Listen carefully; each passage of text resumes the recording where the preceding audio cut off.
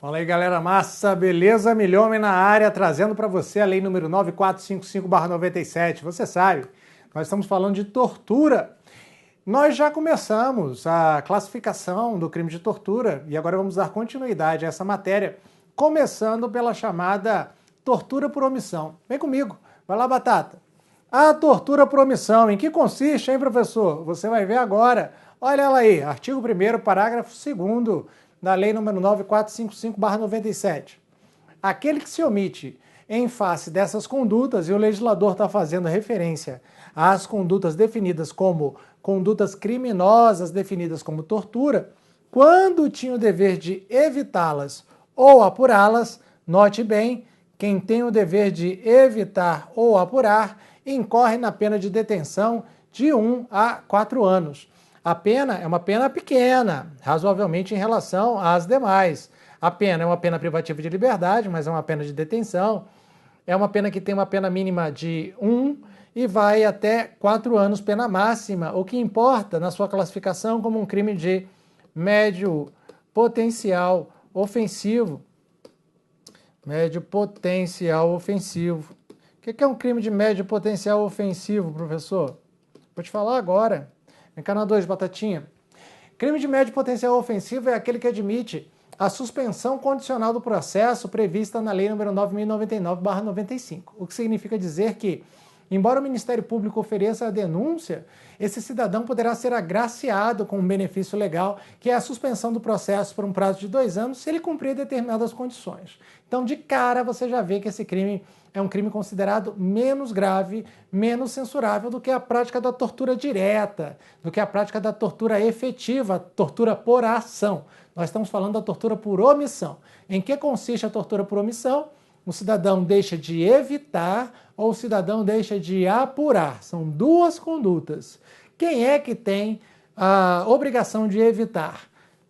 Toda e qualquer pessoa que tenha a responsabilidade sobre a pessoa torturada tem o dever de evitar. Quem tem o dever de apurar? A autoridade pública identificada como delegado de polícia. Não é verdade? Se o delegado de polícia não apura a responsabilidade pelo crime de tortura, ele estará cometendo o crime de tortura por omissão. É como se ele tivesse torturado junto. E a gente vai falar sobre isso agora, classificando juridicamente essa conduta. Beleza? Vai pra tela, Batata. Então vamos lá. Eu vou apagar aqui, tá bom? Não fica chateado comigo não, é só para você poder perceber tudo sem qualquer tipo de obstáculo. Então vamos lá. Quem tem o dever de evitar comete o crime comissivo por omissão ou o chamado crime de omissão imprópria. Vem cá na 3, Batatinha, deixa eu conversar aqui com meu amigo, com a minha amiga, voltando ainda na teoria geral do direito penal. O que é um crime comissivo por omissão? Vamos primeiro falar dos crimes omissivos. Nos crimes omissivos, o cidadão ele é responsabilizado não por ter realizado uma conduta contrária ao direito, mas sim por ter deixado de fazer aquilo que a lei determinava. Olha que coisa interessante, vou te dar um exemplo. No crime de homicídio, a conduta descrita no preceito primário da norma penal incriminadora é matar alguém. Agora, qual é o mandamento normativo? O mandamento normativo é aquele que proíbe a realização da conduta descrita. É o não matarás. É o chamado mandamento normativo proibitivo. Então, mandamento normativo é a determinação legal para se abster de fazer a conduta proibida. Matar alguém é a conduta proibida, tá? Embora muita gente ache que se trate de um direito. Não, não é direito nenhum. O legislador, de uma forma bem peculiar, ele descreve a conduta que é proibida. E por trás dessa conduta proibida você tem um mandamento legal a que todo e qualquer cidadão deve se adequar. Não matarás, não subtrairás coisa alheia móvel, né? Não cobiçarás a mulher do próximo, principalmente quando o próximo estiver muito próximo. Tudo isso é mandamento proibitivo que, para uma boa relação em comunidade, deve ser respeitado. Agora existe, outro tipo de mandamento legal, que é o chamado mandamento preceptivo. Que é isso, professor? Vem cá na 2. O mandamento proibitivo, você já sabe, é aquele onde o legislador determina a abstenção da realização da conduta proibida. O mandamento preceptivo, por sua vez, é aquele que determina a realização de uma conduta. E a conduta proibida é justamente deixar de fazer aquilo que a lei manda. Ó, que interessante. Crime de omissão de socorro, né? Na omissão de socorro, o cidadão ele é responsável não porque causou um dano a uma criança ou uma pessoa enferma, mas simplesmente porque deixou de prestar um auxílio. Qual é a obrigação legal de toda e qualquer pessoa em razão da solidariedade humana? Prestar auxílio à pessoa acidentada. Não é verdade? E se eu deixo de fazê-lo, daí surge a minha responsabilidade penal. Esses são os chamados crimes omissivos, omissivos próprios. Porém, acontece que o legislador também prevê que nos crimes omissivos há a possibilidade de identificação de um resultado naturalístico. Eita, professor, você só está jogando elemento para complicar a minha vida, né? Mas é facinho. O que é um resultado naturalístico? Resultado naturalístico é a violação da integridade física de uma pessoa ou de uma coisa. Sacou? Então, por exemplo, o crime de desobediência. Ele é um crime que não tem um resultado naturalístico, ele tem então somente um resultado normativo. O agente do Detran manda eu parar, eu não paro. Pronto, qual é o resultado de ofensa à integridade física de pessoa ou coisa aí que acontece? Que foi provocado? Nenhum. Porque é um crime de atividade. Resultado naturalístico só se encontra presente nos crimes de resultado. Quer ver exemplo de crime de resultado? Homicídio é crime de resultado, furto é crime de resultado, porque eu subtraio o patrimônio, diminuo o patrimônio da pessoa, e patrimônio tem consistência física, né? Existência física, consistência firme, é isso, tá? E aí, por que eu estou falando nisso? Para explicar o que é o crime de omissão imprópria. No crime de omissão imprópria, o cidadão não cometeu o fato proibido. Porém, ao deixar de fazer o que a lei determinava, aquele resultado naturalístico lhe será atribuído, como se ele tivesse praticado. Que doideira, professor. Explica aí. Vou te explicar te dando um exemplo. Vem cá na 3, Batata. Olha que coisa interessante. Imagine uma mãe que acabou de dar à luz ao pequeno infante, né? Pequeno joelho. Toda criança recém-nascida tem cara de joelho. Você sabe disso. E aí ela deixa de amamentar. Por alguma razão, quiçá depressão pós-parto, tá bom? Ela deixa de amamentar essa criança. E em razão de um processo fisiológico que é a inanição, essa criança veio a óbito. Triste? Mas é só uma hipótese para te explicar a omissão imprópria. Aí eu te pergunto, quem matou a criança? Aí você fala aí, foi a mãe, foi a mãe. Não foi a mãe. A mãe não fez nada. A mãe deixou de fazer. E quem deixa de fazer não causa nada. Eita, professor, que doideira, né? Presta atenção em mim, ó. Olha eu aqui de bração cruzado, olhando para você. Vou continuar olhando. Só mais um pouquinho. Você sentiu alguma coisa aí? Não sentiu nada. Por quê? A sua caneca mexeu? A sua caneta escreveu sozinha? Não, sabe por quê? Porque eu não sou o professor Xavier lá dos X-Men, eu não tenho esse poder de telecinese. Significa dizer que quem nada faz, nada causa. Logo, a mãe que deixa de amamentar não pode ter causado a morte. Porém, o legislador vai atribuir a ela a responsabilidade por essa morte em face do não cumprimento da conduta que lhe era imposta. Toda mãe tem o dever de alimentar o filho. Todo ascendente tem o dever de alimentar o descendente, enquanto ele não tiver condições de fazê-lo por conta própria. É uma regra básica de direito civil, uma regra de responsabilização civil. É por isso que essa mãe será responsabilizada pela morte. Lembre-se, não porque ela fez, mas porque deixou de fazer. Não porque ela causou, mas porque o legislador normativamente atribui a responsabilidade da morte a ela. É por isso que se diz que no crime de omissão imprópria o resultado não é naturalístico, é um resultado normativo. Professor, entendi. Assim eu espero. E por que a gente está conversando sobre omissão própria e imprópria? Justamente para falar sobre a modalidade de tortura de omissão. Tortura por omissão, na modalidade evitar. Vamos lá? Vai para a tela aí, Batata. Dever de evitar. O dever de evitar é um crime comissivo por omissão ou um crime de omissão imprópria. Vem cá na 2, Batata. Imagine que uma guarnição da Polícia Militar do seu estado aborde uma pessoa em atitude suspeita em via pública, né? Isso normalmente acontece. E aí, o comandante da guarnição, por exemplo, um aspirante oficial da Polícia Militar, ele vê que os praças mais velhos, mais experientes e que repetem muito sem pensar práticas que são práticas anteriores ao Estado Democrático de Direito, levam o cidadão até um beco escuro e começam a bater nesse cidadão. Olha só, qual é a obrigação do aspirante a oficial? É evitar que esse fato aconteça. E se o aspirante a oficial não faz nada, se ele deixa de fazer o que devia, que é cumprir a lei, garantindo a dignidade da pessoa abordada, esse aspirante oficial será responsabilizado por tortura por omissão. Por quê? Porque ele tinha o dever de evitá-la.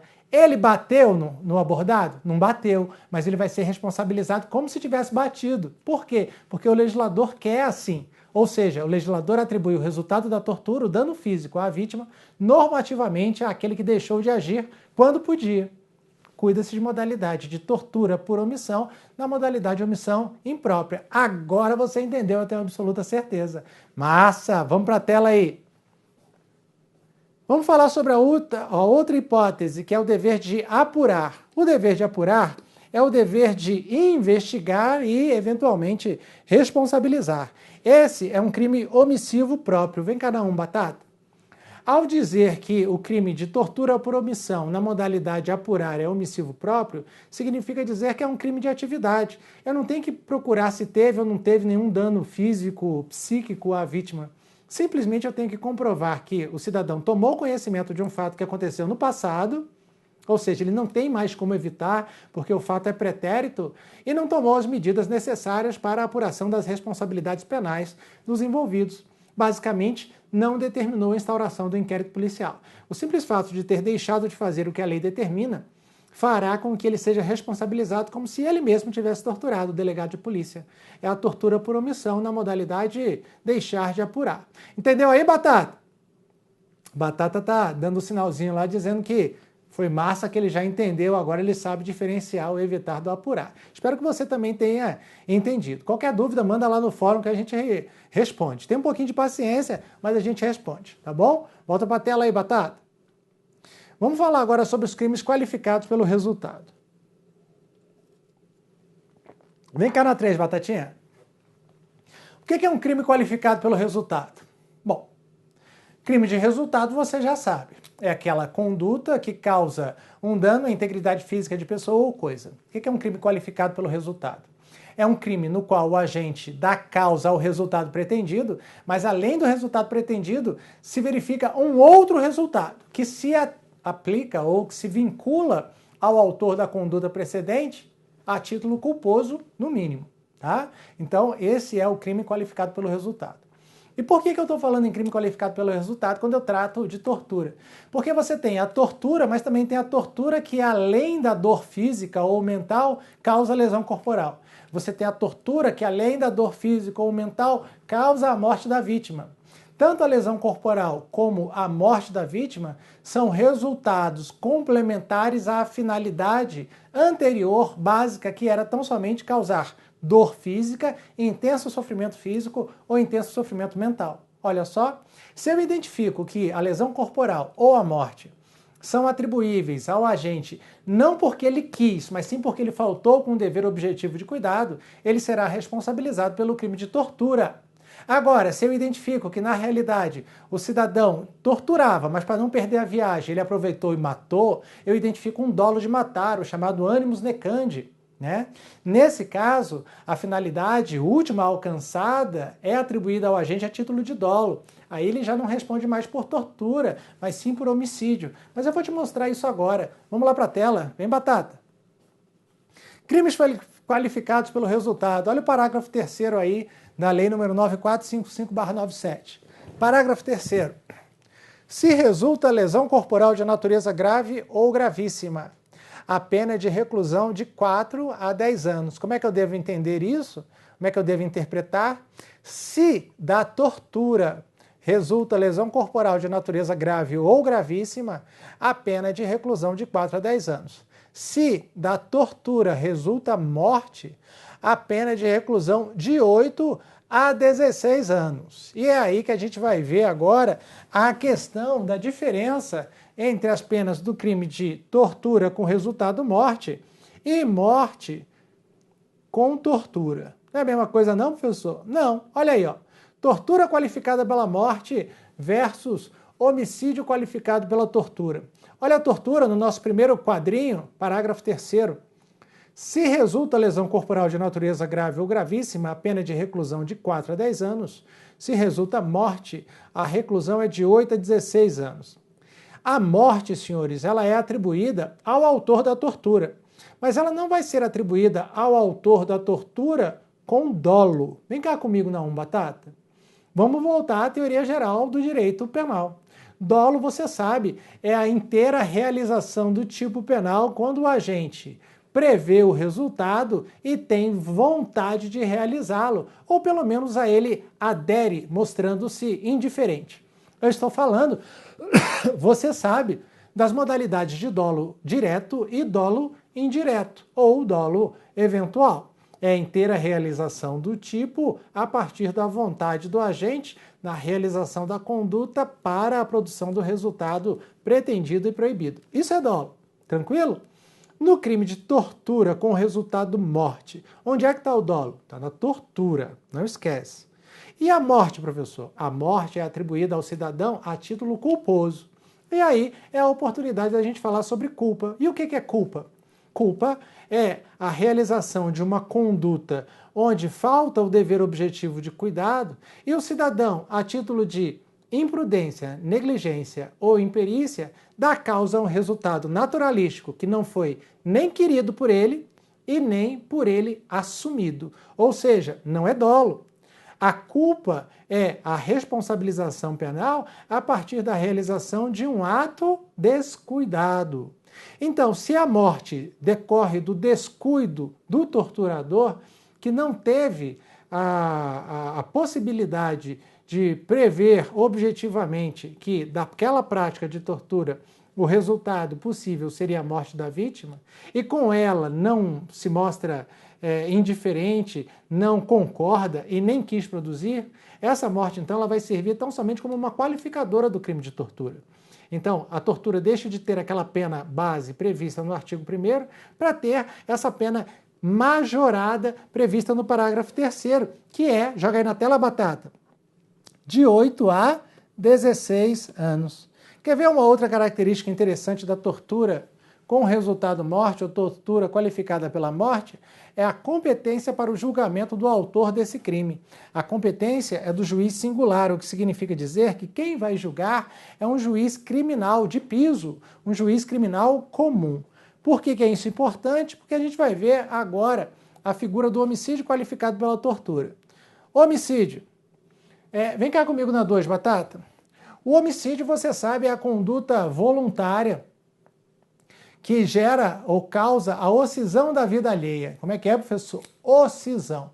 É o termo utilizado, né?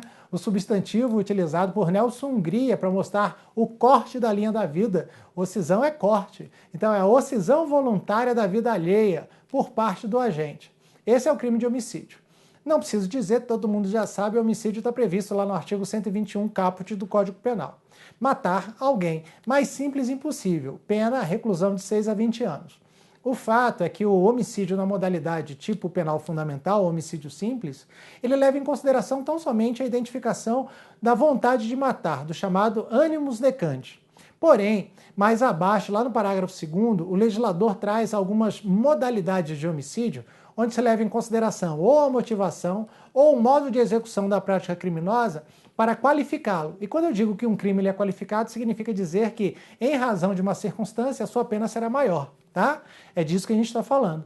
E uma das modalidades de qualificadora do crime de homicídio é o homicídio praticado mediante tortura.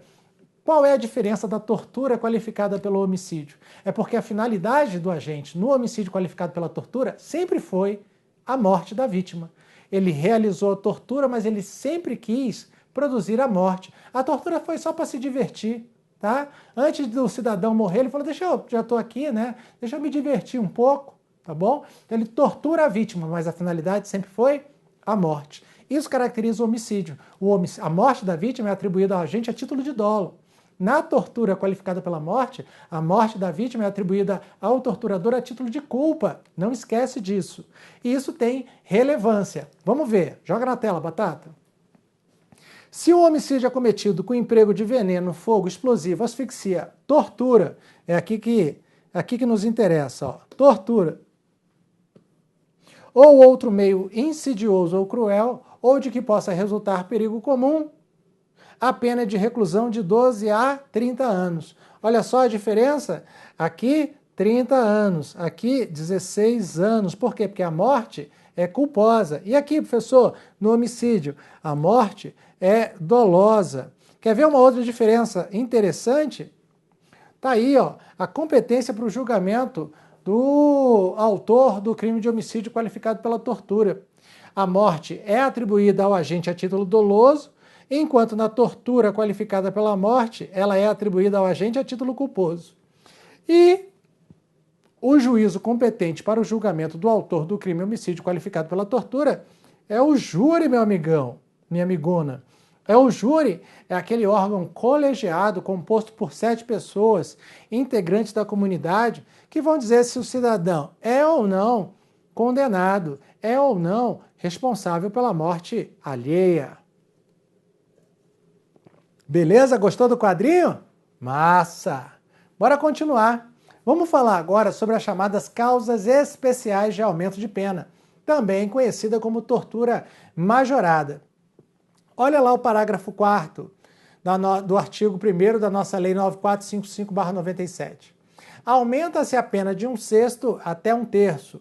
Então, a pena será aumentada de 1/6, no mínimo, até 1/3, no máximo. Quando, hein?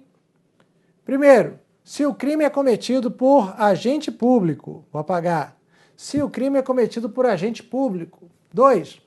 Se o crime é cometido contra criança, gestante, portador de deficiência, adolescente ou maior de 60 anos. 3. Se o crime é cometido mediante sequestro. Vem cá comigo. Você sabe que toda conduta criminosa descrita pelo legislador no preceito primário do tipo penal, ela é composta de circunstâncias essenciais ou de elementos essenciais e elementos não essenciais.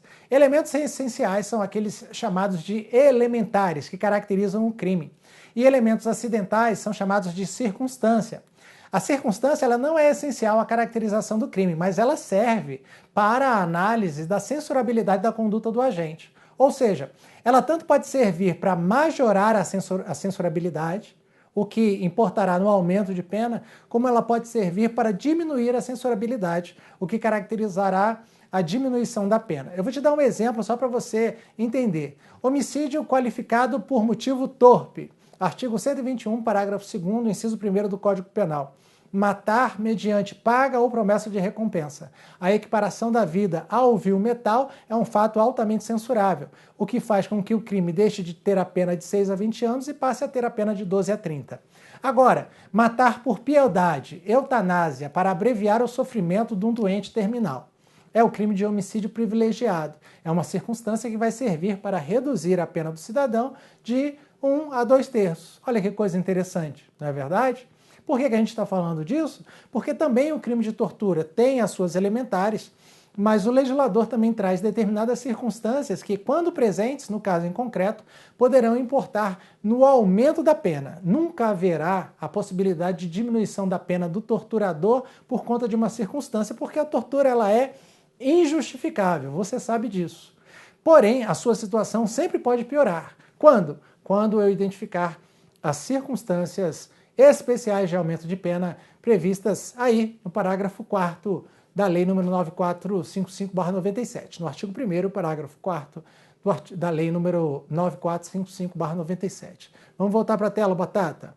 Olha eles aí, circunstâncias especiais de aumento de pena que trazem a figura da tortura majorada. Se a vítima é criança, gestante, portador de deficiência, adolescente ou maior de 60 anos, ou se o crime é cometido mediante sequestro, ou se o agente, o torturador, ele é agente público. Então eu quero que você grave aqui, para o aumento da pena, eu levo em consideração o autor da tortura. Para o aumento da pena, eu levo em consideração a característica não do agente, não do autor, mas sim da vítima: criança, gestante, portador de deficiência, adolescente ou maior de 60 anos, que para efeitos legais é considerado idoso. Ou eu levo em consideração o modo de execução para a prática do crime de tortura, que é o sequestro, que é a privação da liberdade da vítima. Beleza? Todas essas são causas especiais de aumento de pena, circunstâncias que vão fazer com que, em razão da maior censurabilidade do agente, a sua pena seja aumentada de 1/6 até 1/3. Vem cá na batata! Meu querido, minha querida, espero que você esteja gostando. No próximo bloco a gente continua falando sobre a Lei 9455/97 para nós encerrarmos o nosso assunto. E eu quero te deixar uma palavra de estímulo. Não se esqueça, eu também passei pela mesma dureza que você está passando. Eu estudei, eu me agarrei na vontade da melhoria de vida, me dediquei e obtive sucesso. O que eu quero dizer para você é que, se funcionou para mim, vai funcionar para você. Então, amigão, desiste não, seja teimoso. Um abração do Milhomem e até a próxima.